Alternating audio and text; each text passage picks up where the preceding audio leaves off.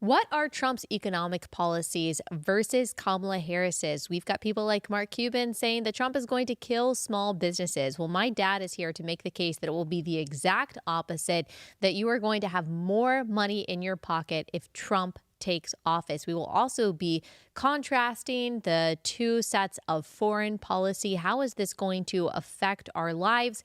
And also, how is my dad feeling about the election? Is it going to go our way? We've got all of that and more on today's episode of Relatable. It's brought to you by our friends at Crowd Health. Go to joincrowdhealth.com/Allie. That's joincrowdhealth.com/Allie.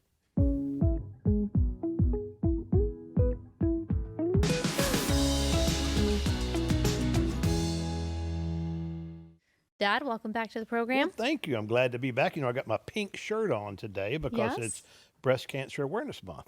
Okay. And with mom, what mom went through, and she's doing great, but we don't ever want to forget that. Yes, that is so true. Okay, we also have an election coming up. Oh, yes, we do. Soon. I know. Yeah, Next Tuesday. I've already voted, so I'm good. I know. I have too. Okay, this is going to come out on Thursday, and so people can still early vote. Would you recommend, if people haven't voted yet, that they go out and vote right now? Oh, absolutely, because you just don't know what's going to happen on Election Day. You may have an emergency, or something there could be a weather issue. You just never know. So please, go ahead and vote. If people want to find out information about how they can vote and early voting in their state, do you know where they can go? Well, the best place is just to Google. Or just to search for that and just say early voting in Smith County, Ohio. It'll tell you that. It'll usually send you most counties have an election administrator's office that takes care of all that. It'll send you to that. What about people who they just don't think their vote's going to count? They live in a blue state and they're thinking, what does it matter if I vote? Oh, well, I'll tell you what matters. It matters especially in the down ballot races. And those are the ones that the government is the closest to you. So you need to make sure that I really encourage people to vote ballot from the bottom up. Because if you don't, I know that on our ballot, several of the races were uncontested. But the very last one, the constable, was a contested race. And if people just said, all these look uncontested, they wouldn't have voted on that. So it makes a big difference locally. So please vote all the way down the ballot and make sure you vote to start with. And some people get really confused, understandably, by the language of these amendments and measures that they're voting on. And we did an episode just going through some of the biggest amendments that we see across the country and how I would vote on them and why. But where is a good place to get real accurate information about, for example, Amendment 4 in Florida? Of course, the first thing that comes up when you search is, this is just protecting miscarriage care, which is not really true. It's allowing abortion through all 9 months. Do you know where people could go to get the truth? Well, virtually every state has a conservative think tank. Just a policy-oriented organization. And they're different names. In Texas, it's the Texas Public Policy Foundation. But if they will just search on the internet for a conservative think tank in Wisconsin, there will be one there. In Michigan, it's the Mackinac Institute.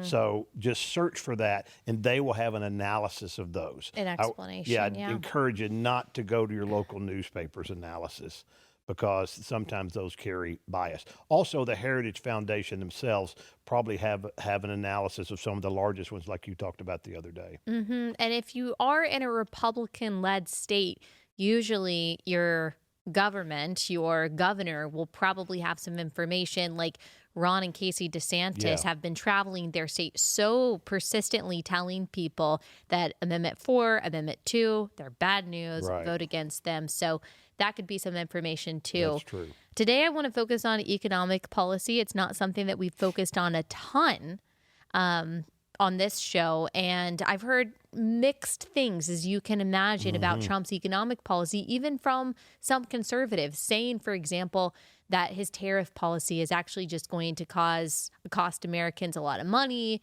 It's going to exacerbate inflation. Can you explain that for us? Sure, I can be happy to. Well, first of all, let's talk about what a tariff is. Yes. A tariff is when you are bringing in goods from another country that you add a percentage cost to that. Let's say it's a good that costs $1 and you want to add a 10% tariff, it'll cost $1.10. And you're charging that back to the country or the company that put that in here. All right. and that's called an import tariff when you're importing it. Now, export tariffs really happen on the other end, on things that we export to, say, China, Canada, Mexico, wherever they are. They add a tariff. Now, the funny thing is what people don't want to talk about is that China adds a tariff on virtually every product that we've been sending them for decades. And other countries do too. Like if we want to send bourbon whiskey to Scotland, they charge a tariff on that because they're trying to protect their Scotch industry, right? Their own whiskey industry. Okay, so that tariff makes the product more expensive in Scotland. Yep. And so people would be incentivized because of the price difference between American whiskey and Scottish whiskey to keep buying Scottish whiskey. So they're trying to protect their own industry. That's right. And protect the jobs that go along with that. Now, the interesting thing about what happened when Trump imposed the tariffs on goods from China, and this can happen, is that because that had a negative effect on the Chinese economy, all right, is that the Chinese dollar, I think they call it the yuan, went down in value and the U.S. dollar went up in value. That means that if before those tariffs, if a U.S. dollar could buy 10 yuan, okay, in other words, convert to 10 yuan, that after that, a U.S. dollar converted to 15 yuan. So therefore, the interesting thing is because our dollar was worth more, the price impact of us putting the tariff on those Chinese goods had no effect on the ending price here because our dollar bought more of those. We could buy 100,000 hats, okay, at actually a much cheaper price than we could before the tariff. So it's really an interesting, very interesting scenario. Now, I get it in that the theory would be that, okay, well, if things are going to be higher, that's like a tax on people and all that type of stuff. But what Trump has said is because China has done so many tariffs against us and they steal our intellectual property, this is all a negotiating trade technique by him, right? That's what he does. And he started having some of those tariffs on Mexico, remember when he was in there? And he lifted those tariffs once they closed the border. Now, of course, Biden removed those tariffs. Now, interestingly enough, Biden kept all the tariffs on China. Now, why did he do that if they were so bad? Yeah. He kept all because he knows that they actually did work in that scenario. So do we currently have tariffs? Yeah, on that China. were implemented by Trump, that were maintained by Biden, that now Democrats are saying are so terrible? Yeah, that's exactly right. Yeah, that's exactly what happened. And of course, Kamala, I can't remember her name, she doesn't even mention those. She doesn't talk about that. And of course, nobody asked her about it either. Well, she has also kind of put herself in a pickle there because she simultaneously says on The View, there's nothing that I would change that Biden did, including Afghanistan, including, forcing companies to force people to take the vaccine. She said she wouldn't change any of that. And I guess that would include the tariff policy. Would have to. If she says she disagrees with it, well, then she's going against Biden. Yeah, that's right. That's right. They're not going to move that. No matter who wins, they're not going to move that tariff policy.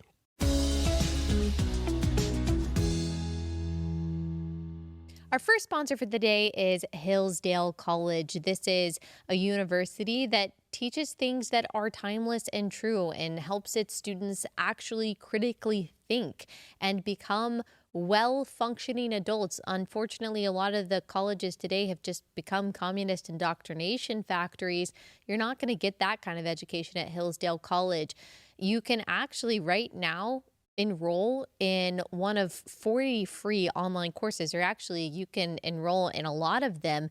And these are courses in the most important and enduring subjects. You can learn about the works of C.S. Lewis, the stories of the book of Genesis, the meaning of the U.S. Constitution, the rise and fall of the Roman Republic, or the history of the ancient Christian church with Hillsdale's online courses, all available for free. I think that you should sign up for American Citizenship and Its Decline with Victor Davis Hanson. I know that sounds kind of sad, but it's not. It's really important for us to understand the direction this is going and how to push back against it. The course is totally self-paced. You can start whenever, wherever, finish it whenever you can.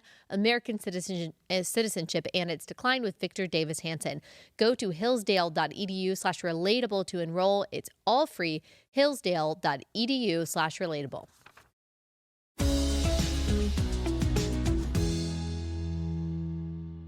And what else is Trump proposing that is different than what's happening right now economically? Well, what he's proposing a couple of things. One, he's proposing that we actually reduce the tax on corporations from 21% to 15%. And the reason that's important to you and I, even though we're not a corporation, is because corporations pass their costs down to the end consumer. So when Kamala talks about raising the corporate tax to 28%, which would be a 40% increase, do you think the corporation is just going to say, oh, I'm just going to reduce my profits for that? No, they're going to pass that on down to you and I as the end consumer. All right? That's exactly what's going to happen. And so Trump is talking about reducing that. She's talking about increasing it. Currently, of the 2017 tax rate reductions, okay, which put our income taxes between 12% and 35%, depending on income that you make. Yeah. She wants to move to let the 2017 ones expire, which they're set to expire at the end of 25. And then she wants to raise the top rate back up to 39.6%, so essentially 40% over a certain amount of money. So, and again, and if you and I are small business owners, because you and Timothy are small business owners, I'm a small business owner, that the way small business works is your income that flows from your business down to you is taxed at whatever your rate is. So if you have a successful business, you could definitely have some of that tax at the 40% rate. Well, isn't she just making sure that the rich are paying their fair share and helping the most vulnerable?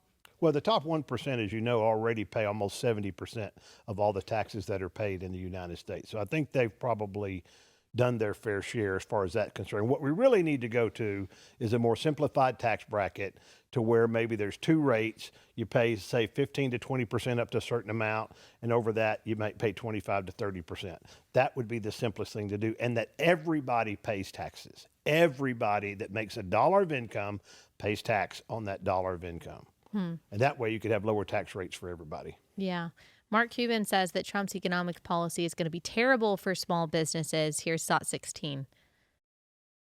I don't think he pays attention to the details, and you can't be president of the United States Unless you pay attention to the details. Yeah, that's fine if he wants to, just give speeches in random places for random reasons. But to talk about such significant policy like tariffs, much less foreign policy. He doesn't realize the impact, but literally he is going to put who knows how many small businesses out of business. He is applying a machete when a scalpel is what's necessary. Okay, so again, she's not pointing out that those tariffs currently exist under her administration. Is it true that tariffs are going to put small businesses out of business? Well, let's just look at her overall economic plan versus his. And this is by the Tax Policy Foundation, okay, .org, which you can go and see. And there's a printout, which I printed out, and that her plan by this bipartisan group is going to cost 786,000 jobs. 786,000, her economic plan, which would include whatever she's going to do on tariffs and everything. Trump's plan would increase it by 600,000 jobs. So, I mean, what they're both saying, and Mark Cuban in this scenario is just a sycophant. He just is trying to say whatever agrees with her. And it seems like to me, I wonder if it has to do with China.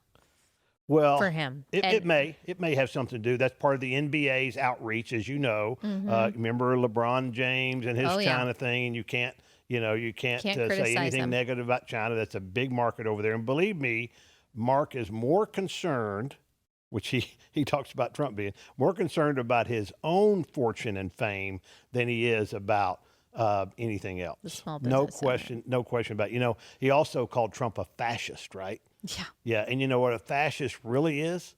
A fascist really is someone that wants state control of everything. That's what they want, okay? Yeah. And not the individual. And actually, Trump is just the opposite of that, okay? Right. He said that, he talked about being the enemy within is what Cuban used that number. Of course, Trump's simply talking about the deep state.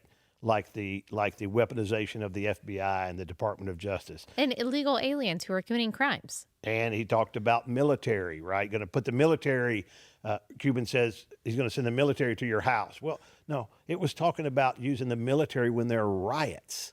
Right. And they are killing people and vandalizing property. That's all. And that's what he should do. And then finally, mass deportations.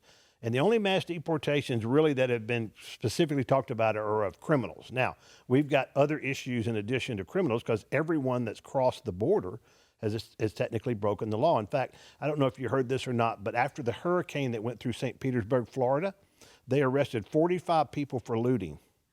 41 of those were illegal aliens. Wow. And, you know, we played the montage of Kamala Harris on yesterday's episode of saying over and over again that crossing the border itself is not a crime, which would mean if that's the case, then that person's not illegal and you can't deport them and you can't prevent them from committing that crime. And that's the thing about every crime committed by an illegal alien is that it's preventable. Absolutely. Yeah. If they weren't here, it wouldn't have happened. Yep. So that's who Kamala Harris is. What else about Trump's economic policy do you think people should know? Most people are just thinking, how does this affect my groceries? Right. I know you already talked about, you know, lowering the corporate tax rate, some of the other things that he's going to try to do to help make it easier for people to live. What else do you see? Well, he's going to increase the child tax care credit, okay, which I think is a good thing to do. And a credit is different than a deduction. Okay, a credit means that if you have $1,000 credit and your taxes were $2,000 before the credit, they're only $1,000 after. It's a direct write-off. A deduction is mean if your income is $400,000 and you have a deduction of $100,000, that means you're only paying tax on $300,000, but it's not a true credit. Okay, so credits are more impactful. Okay. So he's proposing that, which actually his daughter came up with in this first administration, the idea about that. He's also proposing that we allow a deduction for interest paid on auto loans. For a lot of people, especially renters, their biggest debt is their car. And you know how much cars cost these days. They're very expensive. And right now, the interest that you pay on that loan, you can't deduct that from the income on your taxes. So in the future, let's say that you had a car loan and that $2,000 a year of the loan was interest.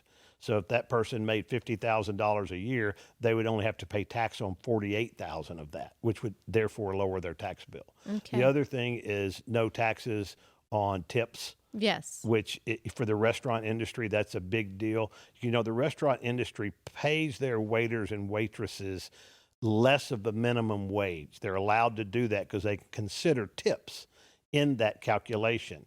And so right now, the tips, they have to assume how many tips they got, and then they have to pay tax on that, including Social Security. And he would help those restaurant workers by not charging tax, not allowing tax to be paid on, not having tax paid on that. Of course, Kamala has adopted that already as well. We've got this clip. So let's play this. This was on June 9th. Trump saying no tax on tips. Dot 17.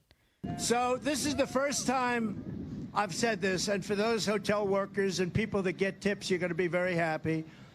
Because when I get to office, we are going to not charge taxes on tips, people making tips. Okay, here is Kamala Harris on August 10th, SOT 18. Including to raise the minimum wage and eliminate taxes on tips for service and hospitality workers. Trump said he's going to send her a MAGA hat. Yeah, because she adopted that policy. Good for her. Yeah. Good for her. Raising the minimum wage, is that something that's smart economic policy? Well, I think there's been some tests of that done in California and Oregon and in Seattle, and it hasn't worked. Nope. Because what happens is that two or three things can happen. One is you have to raise the prices of your goods, so therefore you don't sell as much. People don't buy as much. And the other thing is that you end up reducing the hours of your workers because you only have a certain amount of money that you can pay wages for labor. And so therefore people don't get as many hours, so they really don't make any more money doing that. It just is not a failed system. It's just not a successful system. It can definitely lead to increased unemployment. All right, anything else about the economy before we get into foreign policy? Yes, there is one thing. So, and this is really important because you'll hear this, is that Harris's economic plan will increase the deficit over 10 years of $3.4 trillion. Okay. Which incidentally is less than what her and Biden have done over the last 4 years. Yeah. Now, Trump's will also increase the deficit by 2.5 trillion. However, let's look at what that means. Her 3.4 trillion is happening all because she's increasing taxes and spending more money, right? It's all on spending. The reason Trump's increases the deficit is because he is cutting taxes. Well, if he's decreasing taxes, where do you think that money's staying? Yeah. It's staying in mine and your pockets to make a decision on what we want to do, whether we want to give it to charity, whether we want to set some money aside for our kids in school, whether we want to get a new car. So there's a whole big difference between increasing the deficit through reducing taxes or increasing spending. Yeah. Believe me, as individuals, you want it to be in decreasing taxes. And that is a huge difference that I haven't heard anybody talk about. Yeah, I didn't know that. That is really important because usually you just hear, well, they're both going to be big spenders because the deficit is going to go up. And they probably will. But here's the other secret weapon. If he follows through on it, I believe Elon Musk, if he sets him up on the Department of Government Efficiency, I absolutely believe that he'll find a lot of inefficiencies and cuts. I am so grateful for Elon Musk. I mean, I was happy when he took over X. That was a game changer.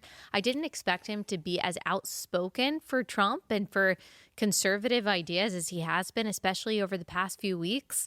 I think that's amazing. It is amazing. And I think what the reason is that he probably socially more progressive, obviously. Yeah. But the Democrat Party has just driven him away. They've just demonized him, right? And he realizes that the key to innovation and success is allowing people to be able to do that without overburdening them. You know, the work that he's done with SpaceX and other things where he has to kind of get into that regulatory environment, I think he's learned at what a diminishing effect it can have on innovation. Yeah, I think so too.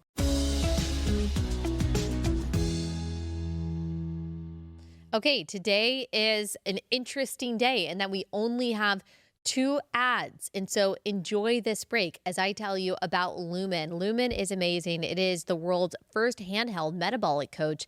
It's a device that measures your metabolism through your breath. And then it's attached to an app on your phone that lets you know if you are really burning fat or if you're just burning carbs. It gives you tailored guidance based on that information that improves your nutrition, your workouts, your sleep. It even offers tips for stress management. All you have to do is breathe into your Lumen first thing in the morning, and you'll know what's going on with your metabolism, what you actually need to properly fuel your body. If you remember my amazing conversation with the amazing Casey Means, you'll know that metabolism is like this missing piece in our health that so many of us don't understand. And if you want to get a handle on that and really understand how well your body is functioning and burning the fuel that you are taking in, then you need a Lumen. Go to lumen.me/relatable. Get 15% off your device. That's lumen.me/relatable for 15% off.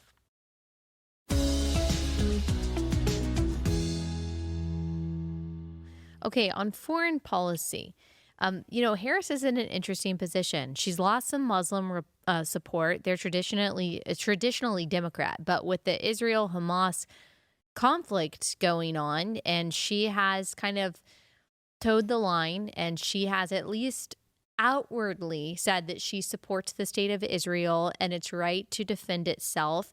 But at the same time, Trump has an unprecedented amount of Jewish support because we talked about this yesterday, but many Jewish Americans do not trust Kamala to seek the interests of Israel at all, but also Muslims don't trust her because they think that she's on the side of Israel. So she's kind of in this a little bit of a tough position. What do you think she will actually do, though, if she were in office? Well, I think she'll do very little.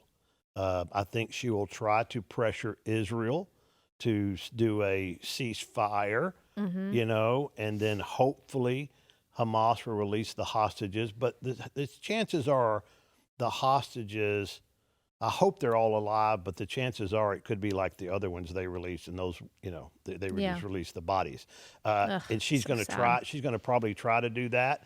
But what that's going to do, if it follows through, it will weaken Israel. And she already has a bad relationship with, Netanyahu and what have you, in my opinion, because they've tried to, they held up a bunch of weapons that we were going to sell them because they didn't want them to do an attack. Like 3,800 missiles or something like that. And there's only one group at fault in this, only one group. And it's Hamas that attacked them on October 7th. Israel didn't provoke that. Right. Okay. And the fact that they killed 1,200 Israeli civilians, right? Yeah. The reason that any Palestinians have been killed that are not military are because the military hides behind them. Yeah. All right. So quit hiding behind them, you coward. It's nothing but cowards. It's all that they are. Yeah. And, I'll tell you one thing. My money is almost always on the IDF, the Israeli defense fighters. I mean, they know what they're doing to come up with a deal on the pagers and and those drones that went in there and found that one guy, and they somehow programmed 5,000 pagers to go no off. idea how they do that. They detonated and killed 9 people. Now, what I will tell you though is that when Mom and I went to Israel a few years ago, and we were there on a legislative mission, and they took us behind the scenes at some of their cybersecurity stuff that they do. And you can just see that the technology and the things that they innovate are just out there. I mean, a lot of when they leave the military, a lot of those people end up setting up companies that use technology that was developed for military reasons for civilian reasons. Yeah. Good ones. So and what is America's role? Because we do see that Israel, as you said, is pretty strong itself, has a lot of capabilities. And there's been some debate, I even think good faith debate, between conservatives about America's role in defending Israel. Like, how far do we go? What does that look like? What do you think? It's the only true democracy in the Middle East. Yeah. So I think we are, not only are we bound morally, you and I would agree morally that we're bound with that, but I think for stabilization, we're bound as well. We need the Middle East to be stabilized, and we need a democracy over there to do that. And, a lot of countries, as you notice, in the Middle East are not having much to say about this war. You don't hear much out of UAE, Saudi Arabia, even Jordan. You don't hear much out of them because at the end of the day, they know that's a good thing as well. Would it be fair to say that under Trump, we did have unprecedented stability, not perfect stability, but with the Abraham Accords, didn't it look like things were trending in a good direction under Trump? Well, that's what I was going to talk about. Really, and of course, Trump was at the top, so he gets the credit or the blame, but Jared Kushner was key, his son-in-law. Yeah, a lot of conservatives don't like Jared Kushner. I know. I don't really know, well, he negotiated those Abraham Accords. Yeah. Now, Trump was involved in it too, but he was the one that got the people together, and that's unprecedented. Nobody's ever been able to do that before. And I think we were on our way to do more. That's something Biden and Harris should have continued. That wouldn't have hurt anything, and they didn't do it. Now, also think Trump was smart to pull out of the Iran deal. Yeah. Because the Iran deal we flew over all this money to them, and then we also opened up a bunch of bank accounts that we had frozen for them, and we said you can't use that for any weapons or military. Of course, that's what Obama did. That's what Obama did. That was the and then Iran Biden nuclear went deal. back into it as well. That's right. And then when people talk about pallets of cash, that's what they're talking about. That Biden or Obama, this was apparently a peace deal to try to appease them. Say, okay, we'll send you a bunch of money. Just don't use it on your nuclear weapons, please. But it's the same thing as when Planned Parenthood takes, $500 million tax dollars a year and it's not used on abortion. Well, money is fungible. There's no way to track it. There's no way to track that. That's exactly what happened there. If I hold up two $1 bills, they look the same. Yeah. If I do like this, they're still the same. You know what I mean? So that's exactly what happened. And so they are most experts in the world will say they're closer to a nuclear weapon than they've ever been. And it's not because Trump backing out. It's because of the money and the lack of sanctions, that Obama and Biden did. And how did the whole Afghanistan debacle affect the Middle East or the stabilization efforts that, Trump put in place in the Middle East? I think the Afghanistan thing made us look weak, and that we pulled out our troops, we abandoned people over there that helped us, and that lets us know that we we're not there to have a long-term stability. And any time that you leave even, it was 13 or 30, I forget exactly the number, but it doesn't matter how small that number is. You don't do that to your troops. You just don't do that. We pulled out in weakness. Did not we learn anything from the evacuation of Saigon in Vietnam? I know most of your listeners won't remember that, but if you remember those pictures where they were hanging on the helicopter, stabilization things and all that, it was just awful. And that's exactly what it looked like in Afghanistan. It was embarrassing. Yeah, and 13 American service members died. For no reason. And as far as we know, they have not been honored in any way by the Biden-Harris administration. Yeah, as far as I know, and I don't think I don't know if they talked to their parents or any, Well, those families, they ended up making this montage video in support of Donald Trump because Donald Trump, I think, came to a service honoring them, and Biden was invited to that and didn't show up. Yeah, Biden's a bad person. Yeah. He and Kamala both are not good people. And it's a little bit like some of your episodes this week in that, there are demonic forces at work. There just are. Okay, if people don't believe that, then they're just being fooled. All right. Yeah. And that's the way it is. What else do we need to know about these candidates this election? What's at stake? Well, I think what we need to know is this is a turning point. Mm-hmm. If Kamala is elected, we're going to head down an even more ultra progressive role than we head down. Abortion up until the end. That's her number one issue, as you know. Yeah. She has no limits on abortion whatsoever. At the federal level, which would make it impossible for Texas or Tennessee or Kentucky to restrict abortion at all. They'll do as much as they can in that. There's no question about that. Title IX. You got to plan on her if she gets elected, it's for 8 years, not for 4. Yeah. Okay, that's the way things generally work. All right, you had to plan on that. So you give her 8 years. And at least some point in that time, she's going to have control of both the House and the Senate, way those go back and forth. The other thing is the sexualization of our children and being able to take the parents out. Mm-hmm. There will be no parental control over abortion, no parental control or consent over gender type care. And then the other thing I think that we'll see is a huge increase in the entitlement state. Mm-hmm. Where they will continue to give away more and more to buy votes, including amnesty for the 14 million illegals that they've let in the last 4 years.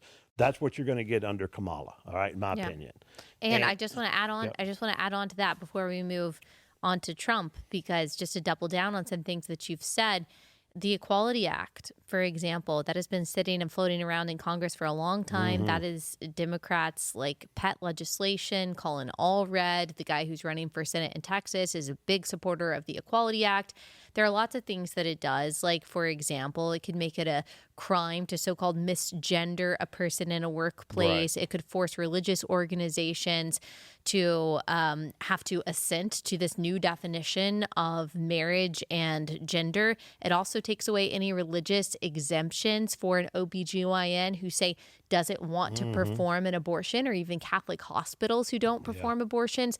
They would actually be forced to, or they would be forced to close down or no longer be an OBGYN.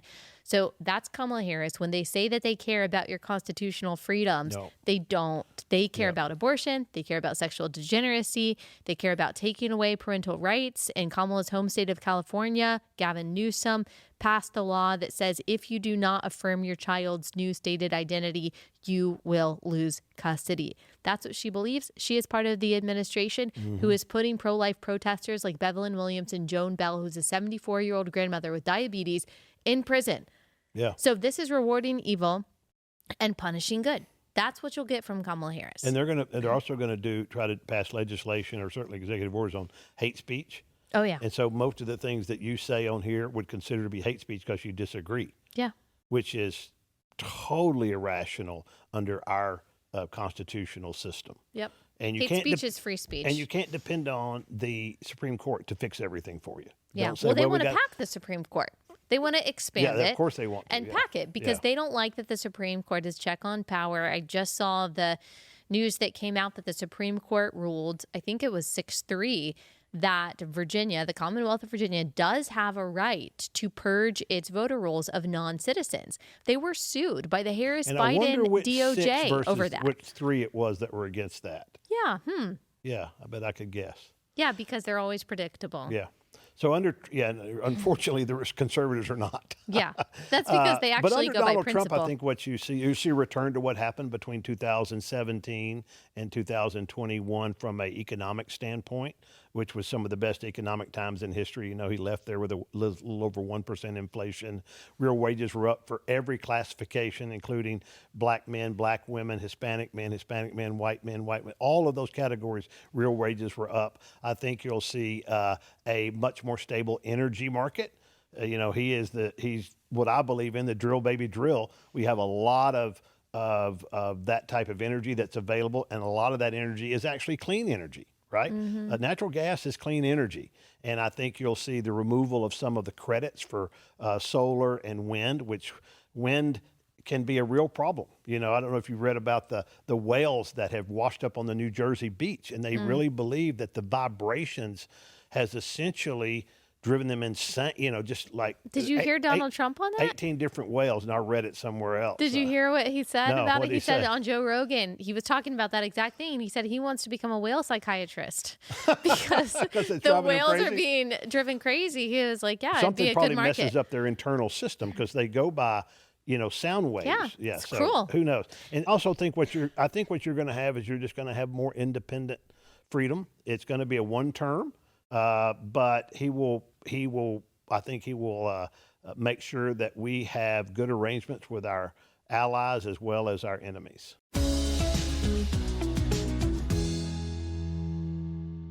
All right, y'all. I am so excited about election coverage at Blaze TV. Join me, join my Blaze TV colleagues. You can go to blazeelection.com/Allie. You get a really big discount on your Blaze subscription when you do $40 off. That's amazing. And you can join us that night to get all of my commentary on everything that's going on election night. Go to blazeelection.com/Allie.